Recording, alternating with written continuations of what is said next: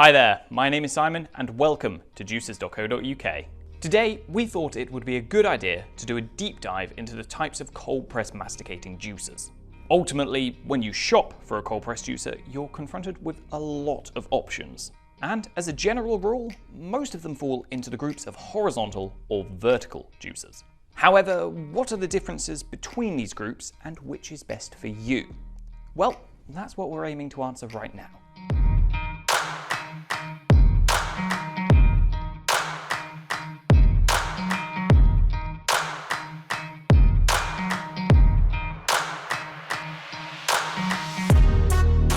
Now, in order to understand the differences between these styles of masticating juicer, it's first important to understand how they work.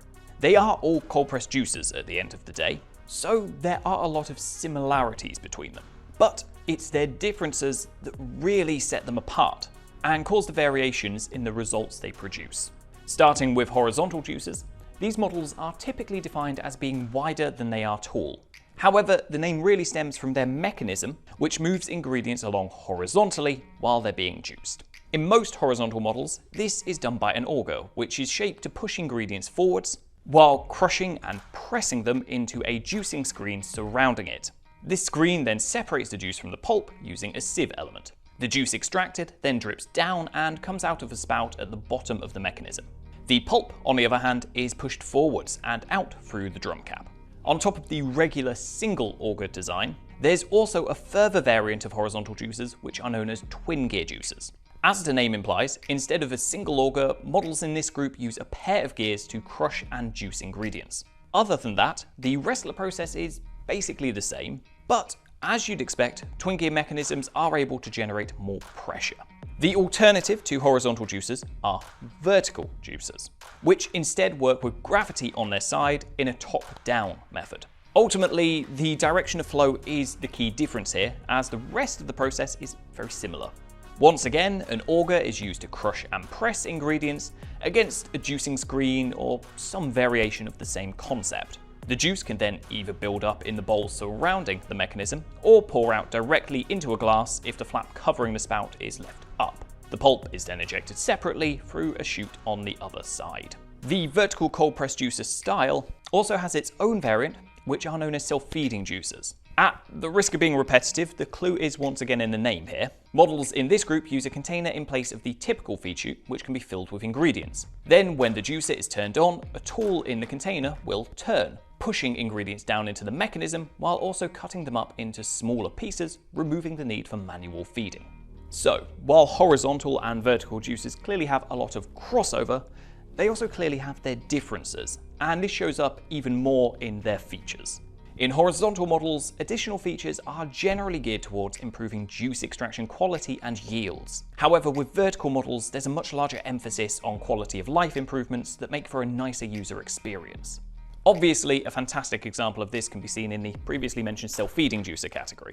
However, it also shows up heavily in the latest vertical mechanism designs, which have been reimagined in recent years to provide vastly superior cleaning and assembly experiences. There are also many vertical models that use a wide feed chute design, which can accept larger ingredient chunks, reducing the amount of food preparation needed in advance. On the other hand, horizontal models instead have seen features such as pressure adjustable nozzles or drum cap blades.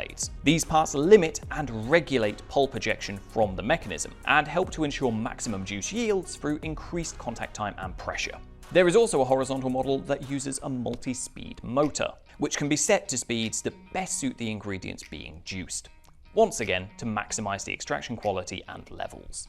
Since we're on the topic, let's focus a bit more on the actual juicing performance side of things with these contrasting styles. As you can probably guess, based on what we've just said, horizontal models are often superior in this regard. Since so many of them are kitted out with features to increase yields, they have a genuine and noticeable impact in practice. This is especially apparent with twin gear models and certain single auger models that use a special adjustable nozzle with a silicone insert. In both of these cases, the mechanisms are able to achieve very high pressure levels, forcing a lot of juice to be squeezed from ingredients. Getting a bit more specific, horizontal models are absolutely excellent when it comes to juicing celery, leafy greens, root vegetables, and most hard fruits. However, they aren't infallible, as while they can juice soft fruits, they need to be mixed in with other ingredients to be juiced effectively. If you try and juice using only soft ingredients with a horizontal model, it will just get clogged up. However, if you have plans to juice a lot of soft fruits, the good news is that vertical models excel in that area. They may not be as heavily focused on extracting every available drop of juice as their horizontal counterparts, but they are still very good at juicing. Plus, they're great all-rounders that can juice almost anything. The only real exception is celery. While this can be juiced along with other ingredients, be aware that pure celery juices can lead to blockages. Now, where horizontal models have an edge when it comes to juicing performance, vertical models instead have an advantage when it comes to user experience. We've touched on this a bit already, but you don't even need a self-feeding juicer or a wide-feed juicer to experience this. The simple fact of the matter is that vertical models offer an easier juicing process. Working with gravity just makes them less fussy. And that's before we even consider the various optimizations seen on individual models. The difference is especially stark in comparison to twin gear juicers specifically. While this approach does produce the largest yields and best juice quality, it comes at the price of being the longest and most arduous process of the lot. It's not awful by any means, you just really notice it in comparison to vertical models, especially recent releases. That said, do bear in mind that older vertical models aren't as well optimized. They are easier to juice with, but only marginally. And non-optimized models are no easier to clean and assemble than any single auger or twin gear horizontal model. So, if user experience really matters to you, it is important to invest in a modern model with the latest design perks. So, after all that, we can conclude that neither style is outright better than the other. They each have their own strengths and weaknesses, which balance each other out very nicely in practice, to ensure there's a nice option for everyone. Ultimately, if your primary focus is on juice quality and yields, with a potential emphasis on juicing celery or leafy greens, then you'll likely want to consider a horizontal model.